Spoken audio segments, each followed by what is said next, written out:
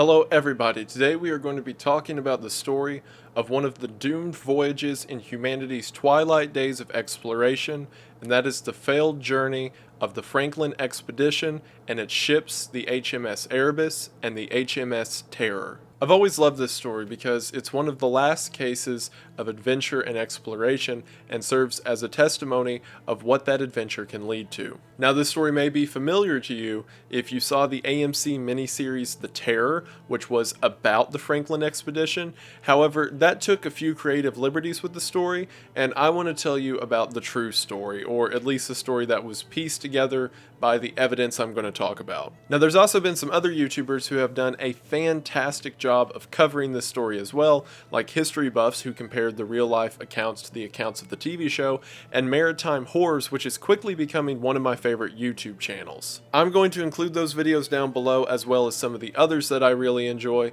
but if you want to hear much better accounts and representations of those stories than whatever I can manage, check them out in the description. Two quick things before we get started. For one, I am back to the Blue Yeti mic, as you can see, and I'm trying out a lot of different settings with my camera. I've heard you guys in the past video saying that the lighting was weird and the audio was weird, and I'm really dumb to all this and trying to teach myself with YouTube videos, so honestly, let me know how this looks and how it sounds, because I'm trying my best. And also, if you're a patron, stick around to the end of the video. During the end credits, I want to make one last announcement for everything that I mentioned on the Patreon lately, so stay tuned for that. And for everyone else, hopefully you want to stick around as we talk about one of the final stories of humanity's desire to explore the Earth. But before we get into a story of adventure and excitement, let's talk about something that isn't exciting, and that's having your personal data stolen. But thanks to today's sponsor, you'll never have to worry about that again with Atlas VPN. Atlas VPN is a fantastic digital tool that hides your location and keeps your information secure whenever you're browsing the internet. Whenever you log on to one of Atlas's servers, your IP and DNS address are passed through their system before it's passed on to the rest of the web, so if anyone tries to search for your information, it will get jammed up by Atlas's system and you'll be completely hidden. But on top of that, Atlas's user interface is very user-friendly and has a series of other tools that can also help you when browsing the web. Like, for example, Atlas has something called a data breach monitor, which if you've ever heard someone say that your email and password may be part of a hack or leak that's happened, you can go to Atlas VPN, put in your email address, and it will tell you if any of your information has fallen into the wrong hands. So rather than just being afraid all the time, if your information's out there on the web somewhere, you can go through Atlas and know for sure. Another cool feature about Atlas is you can use it to change your digital location. So for example, say that you want to watch something on Netflix, but the movie or show that you're looking for isn't available in your country. All you have to do is go to Atlas VPN and change your address to one of their servers in another country, and then whenever you go to Netflix and reload it, you will have their entire catalog for that country, meaning you can essentially stream the web from any part of the world you wish. Atlas VPN is also offered on all digital platforms, and they also offer a 30-day money-back guarantee. So you can try it out, and if you don't like it, you can get your money back, although I'm sure you will. And right now, you can't go wrong, because if you go to Atlas's link in the description, you will be able to get their plan for 82% off. That's right, if you go to the link in the description, you will be able to get everything I just mentioned, from the internet privacy to the email protection, as well as the server location change, and much, much more for 82% off, or in other words, $1.99 a month. What's not to love? Thank you all so much for watching the ad. Thank you so much to Atlas for sponsoring the video. It really does mean the most. I hope you all enjoyed. Again, check them out in the description, and we are back to the video. We are going to go ahead and get into it, but as always, thank you for watching. To really understand the importance of the Franklin expedition, there's a little bit of history that goes into it. See, for a really long time, Europe was trying to find some means of travel between themselves and Asia. Because if someone wanted to go from, say, England to China, it was a several-year expedition that made them loop all the way around the bottom of Africa because the Suez Canal had not yet been invented. However, once the Americas were discovered, people figured out that the globe was a bit bigger than they initially thought it was. So people at the time began speculating perhaps there is a path to Asia if one were to travel north. Specifically, north through the Arctic around the North Pole and down south into Asia. If this theory were true, it would save literally years of time during travel, as well as the lives of the people who died aboard ships making these long voyages. In the late 1700s, the Hudson Bay Company made several expeditions around the coast of Canada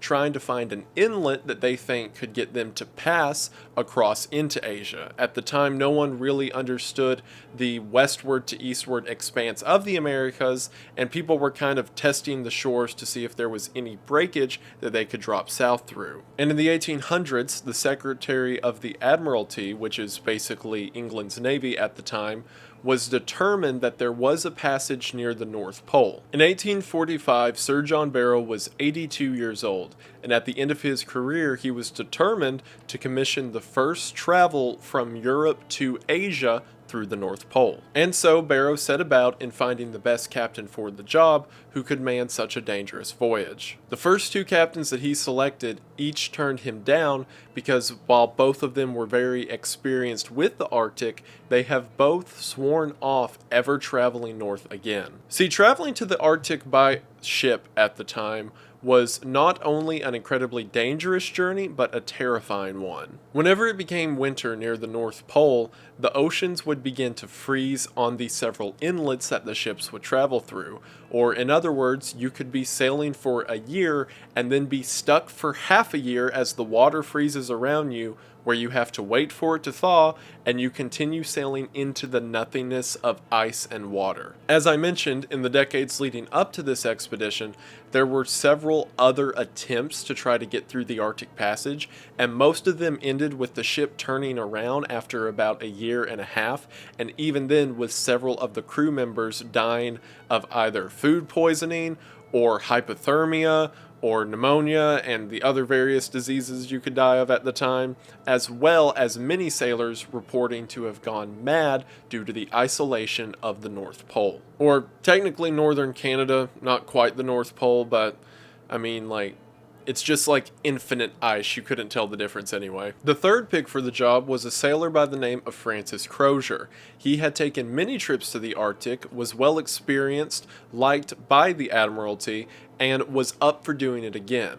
It sounds like the perfect option. However, Crozier was Irish, and it was a big deal for the British government at the time that it needs to be a thoroughbred member of British royalty who makes the first expedition. The fourth pick for the option was a captain by the name of James Fitzjames, and yes, that was his real name. And while he did fit the criteria of being of British upper class, he wasn't that experienced with sailing, especially not in the Arctic, so he was passed up as well. The man who would eventually lead this expedition was Barrow's fifth pick for the job, Captain John Franklin. John Franklin was of British upper class and a sort of celebrity amongst the sailors of the time. He was incredibly kind to sailors who worked under him and was also a religious leader who would regularly lead sermons and pray with the men aboard his ships. His wife, Lady Jane Franklin, was also a well-loved figure in England, and the two of them were known for being very philanthropic and giving to local charities and schools and things of the like. So to most of the British public, Captain Franklin seemed like a natural fit.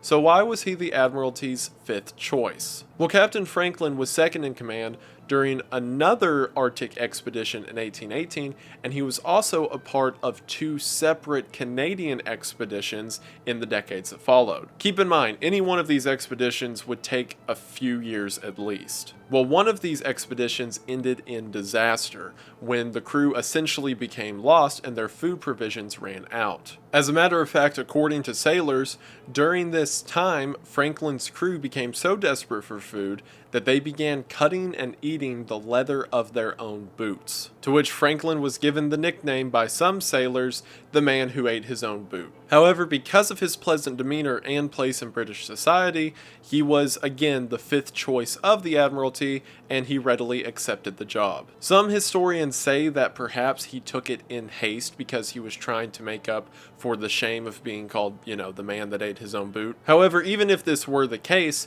he was incredibly careful careful and lighthearted around the people in the crew, and throughout the entire expedition I could find no one writing of ill will about him. The expedition was to occur across 2 ships, and to make sure that everything went well, the aforementioned third and fourth choices were also made a part of the expedition. Franklin himself was set to captain the HMS Erebus, while Francis Crozier, the third choice I mentioned earlier who was knocked out of the league because he was Irish, was given command of the HMS Terror and named executive officer of the expedition. And the fourth choice, the young Captain James Fitzjames, was named as Franklin's second in command aboard the Erebus itself. The government naturally felt better that even though their fifth option was the one leading the charge, the third and fourth options were right there with him. Franklin's ship, the Erebus, and Crozier's ship, the Terror, had each been a part of Arctic expeditions from 1841 to 1844. Now you may be thinking it's probably in bad faith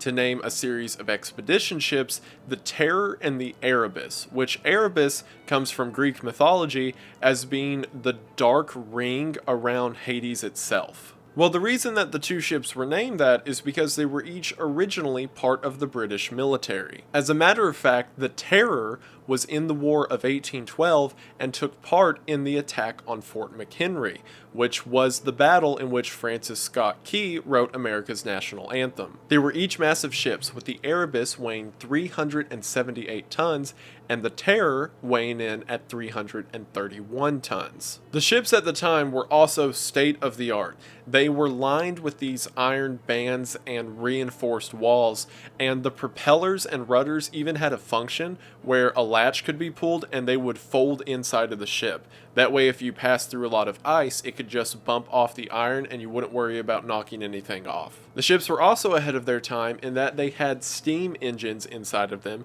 which had been taken off of trains. So if you were at open sea and there were no winds, you could still move by bringing in salt water, purifying it, and then using it to burn steam and power the ship. It even had a heating system that was piped throughout the ship, which again in 1845 was a huge deal. In the months before the departure, the men were essentially seen as astronauts. They were hailed as being the brave people who are going to step out and change our way of life as we know it. And as historians have noted, an astronaut is given their spaceship, and the Terror and Erebus served as spaceships of their time. Now, it turned out that the construction of their ships ended up being part of the problem down the road, but right now I'm talking about the fun, lighthearted stuff. We'll talk about the death and destruction in a little bit. Lady Franklin was incredibly proud of her husband, and as soon as the officers of the voyage were announced, she made all of them get their picture taken, which was a brand new technology at the time. She also bought her husband a pet monkey named Jacko, who was to accompany them on their journey. In the meantime, Captain Crozier of the Terror brought along his Newfoundland dog by the name of Neptune. The ships also had a cat on board, however that's less remarkable as that was kind of a necessity at the time because, you know, if you were out there for 3 years and then mice destroyed your food supply, that would be bad. Each ship also left with over 1,000 books in their respective libraries, as well as different sporting effects, because, you know, if your ship is stopped in the middle of the ice and it's so thick that you can get out and walk on it, so that way you don't lose your mind, it's probably a good idea to like play a few games while you're out there. Each ship was also equipped with several barrels of liquor and 2 tons of tobacco. Again, not to ship or haul any of it, this is just so the sailors don't go crazy. They even left with different costumes and fancy clothes, so that way if they were bored, they could put on plays for each other. I should also mention that the men of the Erebus would cut up the costumes and make tiny costumes for Jacko. Another recent invention that was a very big deal at the time was that of canned food. See, it had always been an issue historically of keeping food so that it doesn't go bad, so the fact that you could seal and preserve it was a huge deal on expeditions like this. However, what came to light after all of this is that the British government hired the lowest bidder to make over 8,000 tins of food about 7 weeks before the ships were set to set sail. This became a problem that I'll talk about in a little bit. Also, the other food source was cattle, because this ship was so big, they would just straight up bring cattle on board, which, I mean, if you don't have a refrigerator, I guess you just let the steak refrigerate itself until you need it. Despite all these preparations, however, only 6 men of the 134-man crew had any experience with the Arctic. Nevertheless, on May the 19th of 1845, the Franklin expedition set sail from England. The crew consisted of 24 officers and 110 sailors. They made a brief stop in Scotland as the Barretto Jr. and HMS Rattler accompanied them to the coast of Greenland. At this point, the Rattler transferred over the last of the supplies that the men would need and took back 5 sailors from the Erebus and Terror who had become sick during their journey. These 5 are the only survivors of the Franklin expedition. As the Rattler departed, it also took the final letters of the men that were to be sent home back to England. In Franklin's 14-page letter to his wife, he had said that spirits were high, and although he had banned drunkenness and swearing amongst the crew, they still seemed to enjoy his company. He also mentioned that Jacko was stealing several trinkets from the men, but they all thought he was cute, so they didn't care. From all of the letters that were sent that day, everyone seemed to be in good hopes and thought that the journey would turn out well. In July of 1845, a whaling ship passed the Terror and the Erebus at the Baffin Bay as the whaling ship was heading back to England and the expedition was working its way closer to the Canadian Arctic. This sighting of the whaling ship is the last time that any of the crew were ever seen alive, at least officially, but we'll get there. Now, before I get into theories and talking about what happened to the expedition specifically through discoveries that were made, let's talk about what led up to those discoveries. See, this voyage in particular was supposed to take about a year and a half. So when 1847 rolled around and there was no word from any ships that had seen him or any letters conveyed back home, people started to worry. And one of those people was Lady Franklin herself. Whenever she brought her concerns to the Admiralty, they said that they were unfounded. So Franklin, in an attempt to find out of her husband's whereabouts, began to amass people and committees in order to get the state to do something. To which her friend Charles Dickens began writing in the paper, urging the public to say something about the missing Franklin expedition. Eventually, the government did and sent 2 sea expeditions and 1 land expedition across northern Canada to look for any sign of the crew. Furthermore, the state put out a £20,000 reward for anyone who could find the crew, which by today's money is about $2 million. And thanks to no small part to Lady Franklin's urging, it became a matter of public interest of what became of the expedition itself. A song even became popular at the time,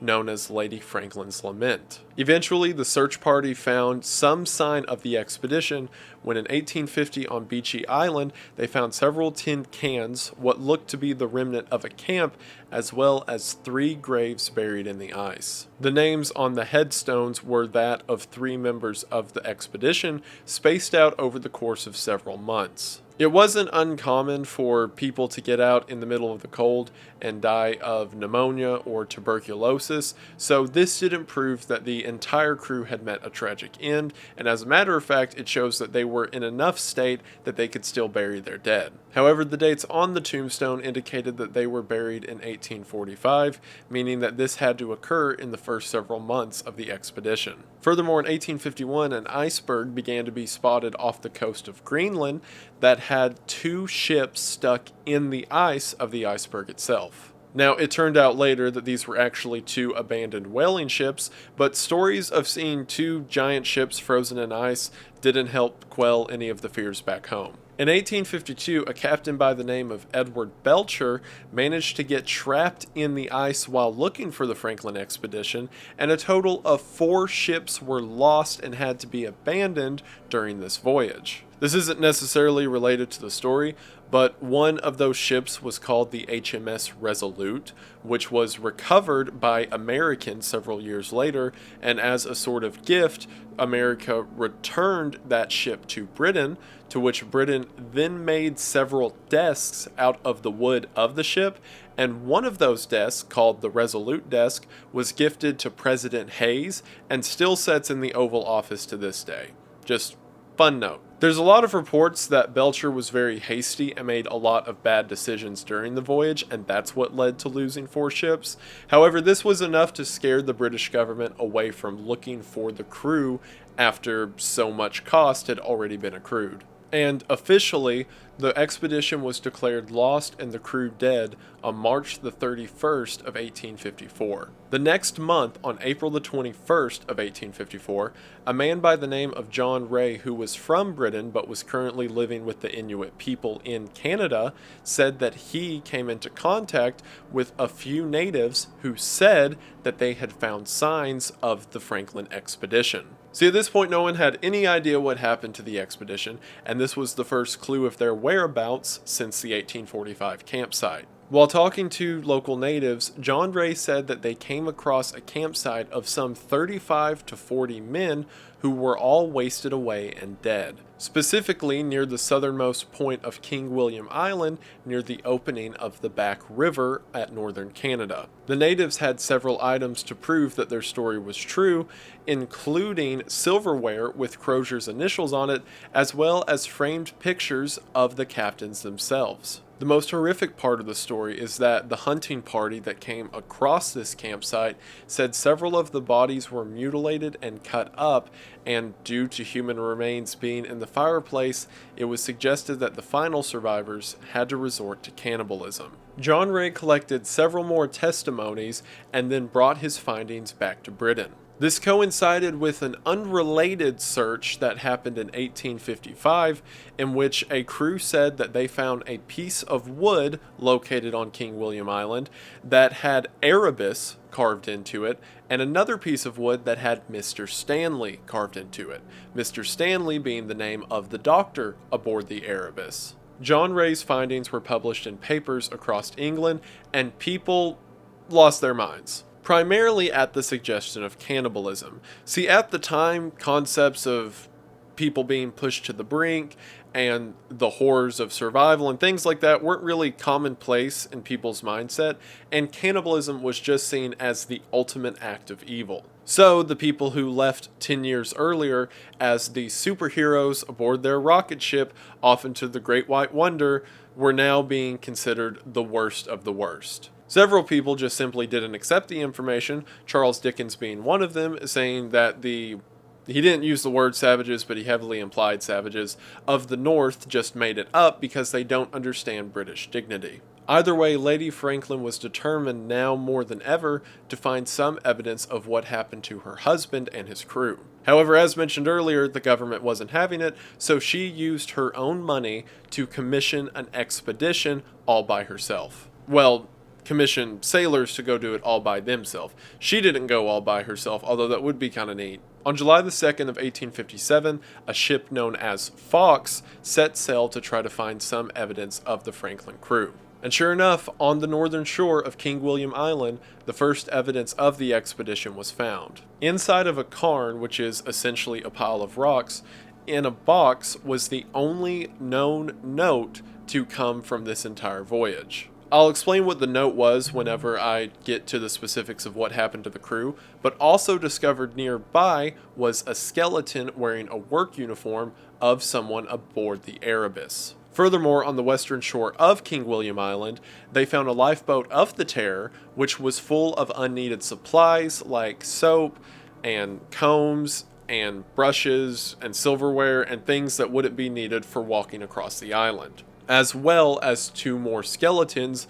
laying within the lifeboat. There was another man named Charles Francis Hall who also lived among the Inuit people who was determined to find some evidence of the expedition. From 1860 to 1869, he explored the entire area of King William's Island and the Back River of northern Canada, while also interviewing local natives to try to see if he could piece together what happened. Hall found various graves all across his journey and took hundreds of testimonies from those he came across. Over the years, the testimonies dwindled from seeing large groups of men walking across the island all the way down to just 2 in 1858. So with the information that all of the people I just mentioned gathered, let's try to put together what happened to the Franklin expedition. Well, as I mentioned earlier, the last time they were spotted was in July of 1845. From that location at Baffin Bay to the campsite that was found at Beachy Island, it seems that everything was going well up until that point.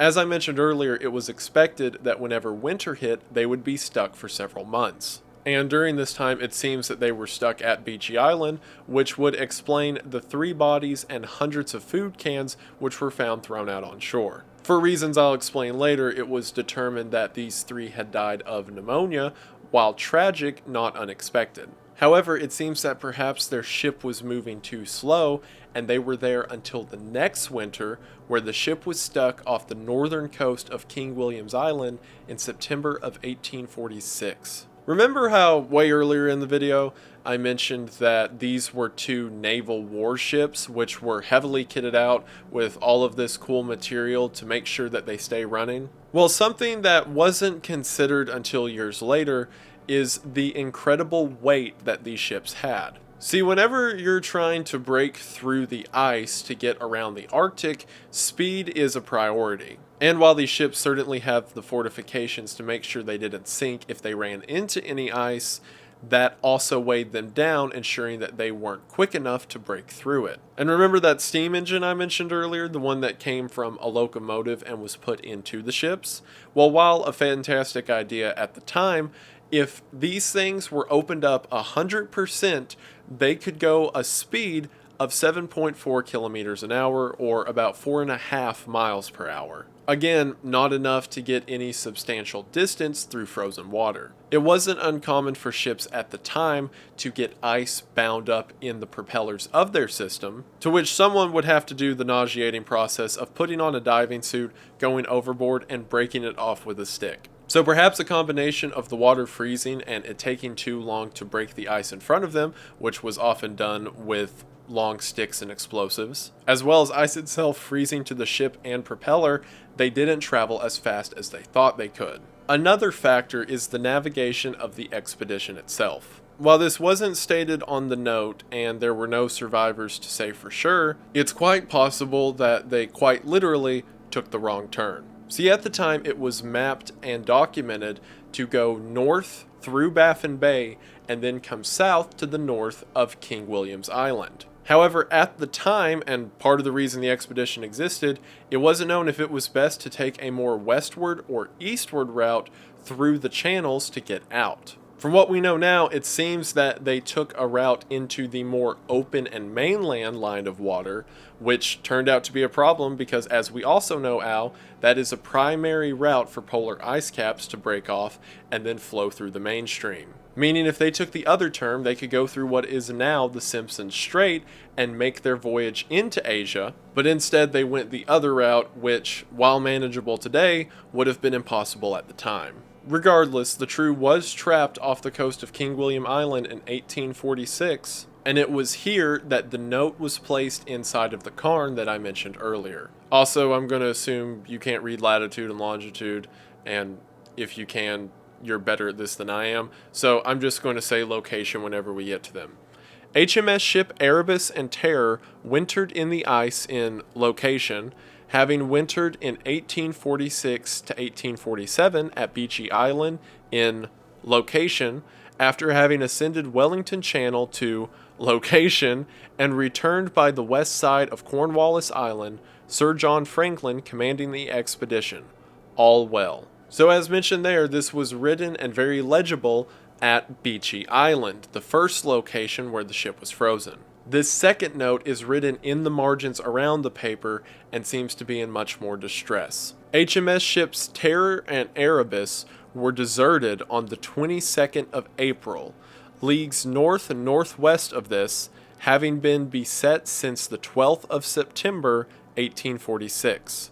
The officers and crews, consisting of 105 souls, under the command of Captain F.R.M. Crozier. Before the note goes on to describe the manner in which this note was retrieved, and it then says, Sir John Franklin died on June the 11th of 1847, and the total loss by deaths in the expedition has been to this date 9 officers and 15 men. Signed by James Fitzjames, captain of the HMS Erebus. The note itself was signed by Crozier and Fitzjames, and as mentioned, indicated that Franklin had died on June the 11th, and as mentioned at the end, that made Fitzjames the new captain of the Erebus. So what went wrong? Yes, they were stuck frozen in the water a second time, but the ship had rations for 3 years and up to 5 if they strung out their meals. Well, remember that little detail I mentioned in the beginning that 7 weeks before they were set to launch, the lowest bidder made 8,000 cans of food? Whenever these tins of cans were found on Beachy Island, they were examined and had the worst sealing job you could imagine. For one, the soldering to close off the can itself was done with molten lead, and on the inside of the food there was liquid lead that had been hardened after it ran all in the meal, which, probably isn't good for you. But all of the cans showed signs of erosion and improper sealing, and one of the primary theories of what went wrong is that the food spoiled. Furthermore, if that canned food went bad, then the men would be subject to scurvy. Now, most ships at the time, including the Terror and Erebus, would keep lemon juice in bottles to drink to keep scurvy away.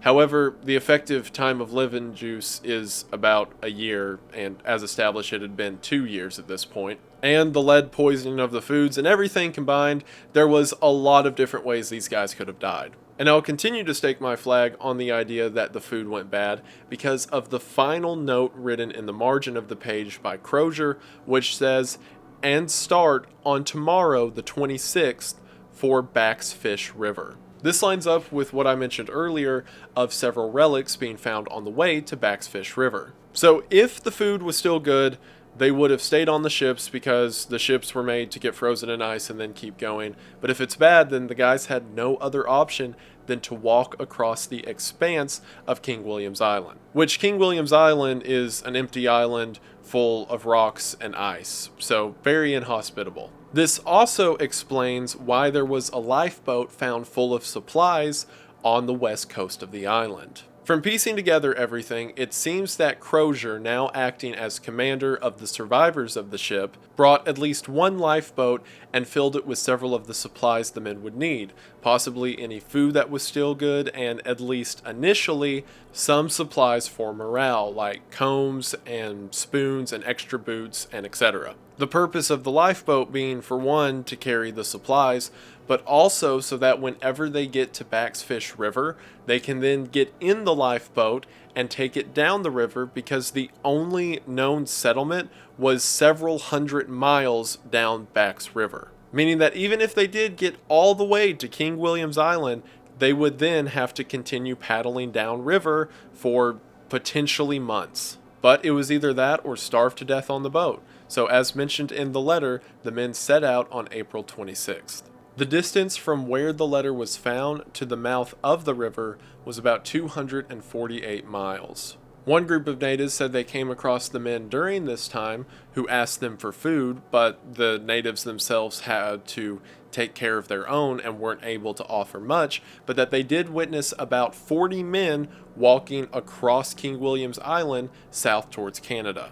And from there, I wish there was more to say, but it seems the Franklin expedition, at least officially, vanished off the face of the earth. I'm going to talk about some of the modern findings of this case, but there's a couple things I want to mention that are my favorite details of the story. The last relics that can be positively ID'd as part of the expedition were found about 40 miles north of the river, meaning that the men had made it some 200 miles across King William's Island. However, remember how earlier I stated there were several natives who said they came into contact with 2 men? Well, that was in Canada. As a matter of fact, about 250 miles south of the northern border of Canada in 1858. And when shown pictures, all of the natives identified one of the men as Captain Crozier of the HMS Terror. If this were to be true, that would mean that Captain Crozier and one other man had successfully walked about 600 miles over the course of 12 years. In 1948, around the same region of northern Canada, there was another cairn very similar to the one found on Beachy Island. And inside of the cairn was a wooden box that was put together with dovetail wood, which was a practice in mid-1800s England. Sadly and very frustratingly, the box was destroyed and no note was found, but if that was set up by Crozier and the other man, that would confirm the idea that they had walked for over a decade 600 miles through the Arctic. The other detail I want to mention is that of the expedition's mission itself. Remember I said there were remnants of the crew found on the western side of King William's Island? Well, from the coast of King William's Island, you can actually see the Simpson Strait, which is the opening that was later discovered to be the pathway through the Arctic to Asia. And it's incredibly possible that that was the last thing in the men's mind at the time, but I like to think at some point the captain and the men looked over and saw the entry to the Eastern world and realized that even if just to themselves, they discovered it. As a matter of fact, England agrees with me too, but let's talk about some of the more modern discoveries. In 1981, a researcher by the name of Owen Beatty was determined to find out what happened to the Franklin expedition. Beatty and his research team explored the region of King William's Island where the lifeboat was previously identified. Between that location and Victory Point, the original area that the letter was found, they found several bones of the crewmen. Upon examination, the bones had pitting that was consistent with cases of scurvy, as well as lead concentrations 10 times over the regular amount. So the theory of the food being bad is pretty well supported. However, the other thing that they found on the bones was several scratches and knife cuts, indicating that there was most likely some form of cannibalism present. Furthermore, at several of the makeshift campsites they found along the way, there were bones that seemed to be polished by the inside of a pot, which is seen in cases of extreme cannibalism, or I should say when cannibalism's needed in extremes, and people try to boil the marrow out of the bones, indicating how hungry these men were. All in all, from 1981 to 1982, Beatty found the remains of 6 to 14 people. To confirm his theories about the death of the men, he needed another example for the time, and lo and behold, perfect examples existed in the graves on Beechy Island. I'm going to show what could be considered to many disturbing imagery, but I feel this is important for the historical connotation and also the science aspect of it, and is for a purely educational sense. However, understand if you don't like that, so there will be a timestamp in the description to skip past these pictures, but these are the images of the bodies exhumed from Beechy Island. Despite the ghastly look, the tissues were in near perfect condition, which allowed very accurate samples of the bodies as well as the causes of death to be determined. And also, while this is mostly an informational explanation that I'm giving you, I don't want to gloss over the horror and simultaneous wonder of people being consumed by the elements, yet in death being completely consecrated by them.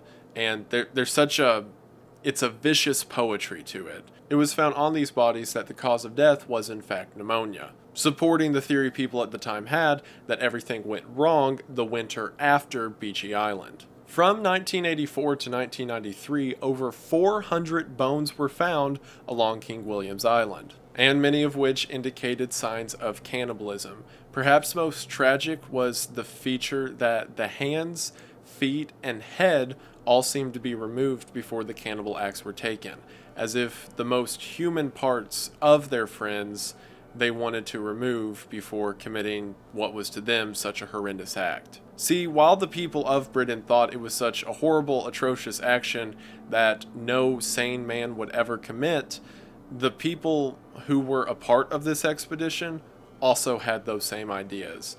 And while they had to do it to survive, the ghastly nature that the people back home felt of them, I'm sure they felt 10 times over. So you're probably asking yourself the question, well, if they found all of the bodies of the men, what about the ships themselves? Well, over the years, there were several sonar studies and helicopter missions to try to see if they could find any remains of the ship. Well, finally, on September the 9th of 2014, the Erebus was found sunken under just 36 feet of water, not far from the northernmost point of King William's Island, specifically at the location known as Wilmot and Crampton Bay. The ship had simply sunk from years of disrepair, and after drones and cameras went through the ship, it seems to be in completely idyllic condition. As a matter of fact, the Erebus is still in its exhuming process, and it's currently said that the first 65 artifacts that are recovered will go back to England, and the remaining artifacts will belong to Canada and the Inuit people. And then on September 12th of 2016, the Terror was found much farther to the south. As a matter of fact, out of complete coincidence, the Terror was found in a place known as Terror Bay. Perhaps most bizarrely about the Terror, other than the fact that it sank in a place named Terror, was the fact that its anchors were still up and locked. See, whenever these ships got frozen, they would drop their anchors to make sure that they didn't float away or randomly tilt if the ice were to crack or thaw out. Furthermore, it was much further away and seemed to follow a trajectory as if it was trying to get back to the mainland. The common historical belief is either that someone went back after they were walking across the island to try to pilot the Terror to get it towards land, or a few people stayed on the ship who there was enough food to supply for, but again, like the rest of the crew, whenever they made their voyage, they met the same fate.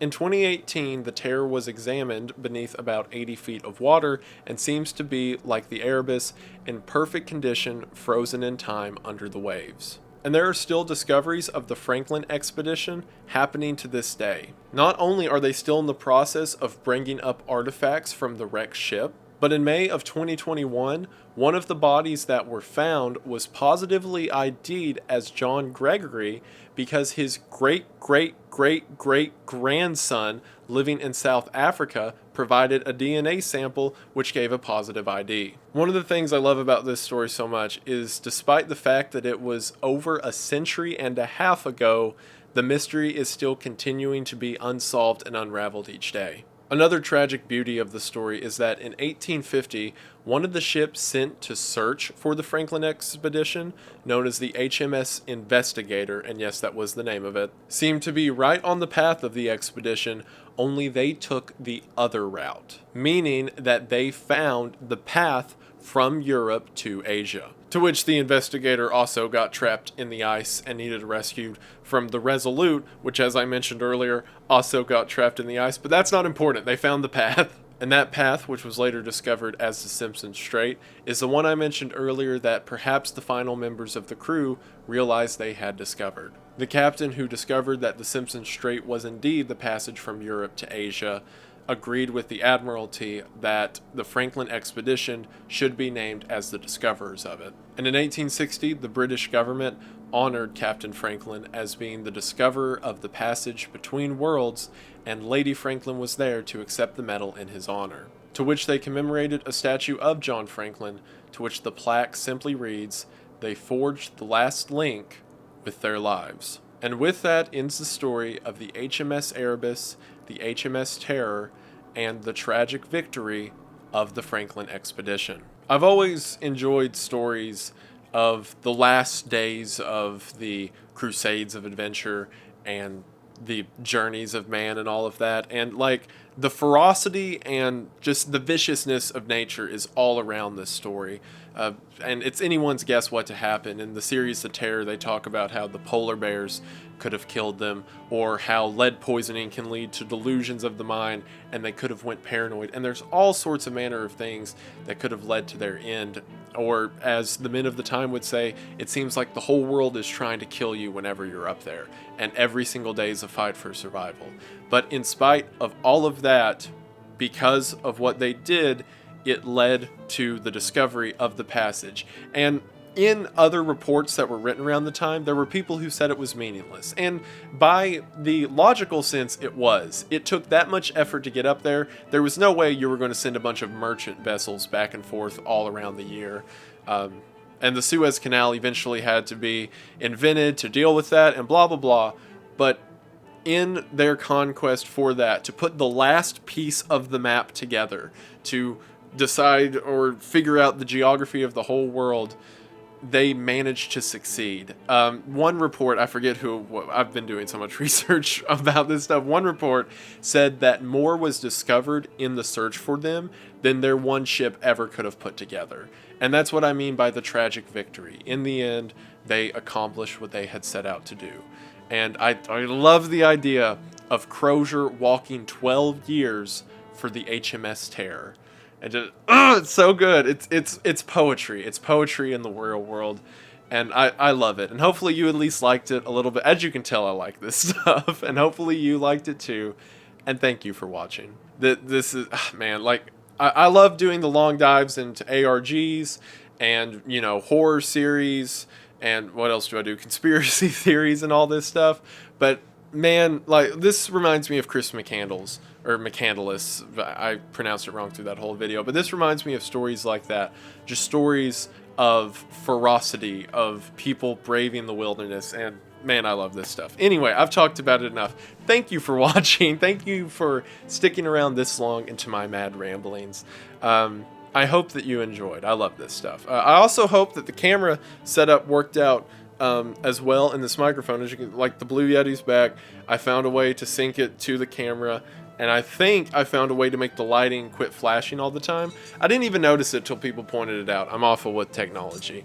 But hopefully this was manageable. Hopefully it looks okay. I'm learning as I go. I've also been recording all night. Because I keep, like, what you don't know is all the gaffes I take in between and going over my notes and back and forth. And I started recording around 5, 6 a.m. and it's 9 a.m. right now. I have no idea what this will cut down to. It's also funny because I planned for this to be a short video and now it's not at all. And my hair's all over the place and I'm losing my mind. So it's par for the course. But thank you guys for sticking around this long. I appreciate it.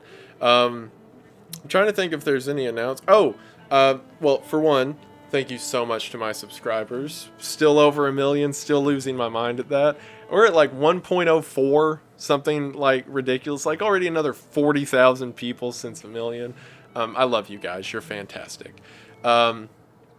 Actually, hold on. I need to show this on camera. So my girlfriend Kayla, bless her heart, threw me a party whenever I hit 1 million subs. But obviously there's no happy 1 million subscriber balloon at Walmart.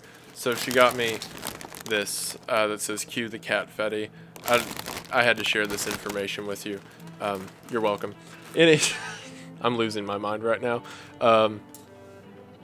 I totally forgot what I was gonna say. That cat. I was looking at the cat and it took all of my thinking away. Oh, speaking of my girlfriend, there is a thing happening soon on the second channel. Link to that will be in the description as always. I've renamed it from Windig Games to Windig Gang because there's going to be new stuff happening over there. And if I'm not going to announce it yet till all the solids are down and I can make it look pretty. But yeah, check that out in the description so you'll be the first to know when it happens. What was the other thing I was going to say? Oh yeah, I'm so tired right now. Thank you so much to all of my top tier patrons that you can see here. And thank you to all of my patrons. You guys are fantastic. If you're on the Patreon, you know about the announcement I made regarding the Patreon. If you are a patron and you have not seen that announcement, go do that as soon as possible. The thing that I mentioned in there is going to happen like definitively in about a week from when this video goes up. So I'm going to repost the Discord link and stuff like that. So again, like a week and then that will happen. So if you're a patron, do that ASAP, please. I'm so tired. Thank you all. I've got to edit this and then get it out. But thank you all so much for watching and sticking around. I love that I can do this stuff. I can go from talking about conspiracy theories to horror series and then the stories of ships stuck in ice, and that someone is still sticking around this long watching. I hope I'm not talking about myself right now. That'd be weird. I should stop before I continue to embarrass myself. Thank you guys very much. That should do it. I feel like there's something I'm forgetting to say. No, I guess not. Okay.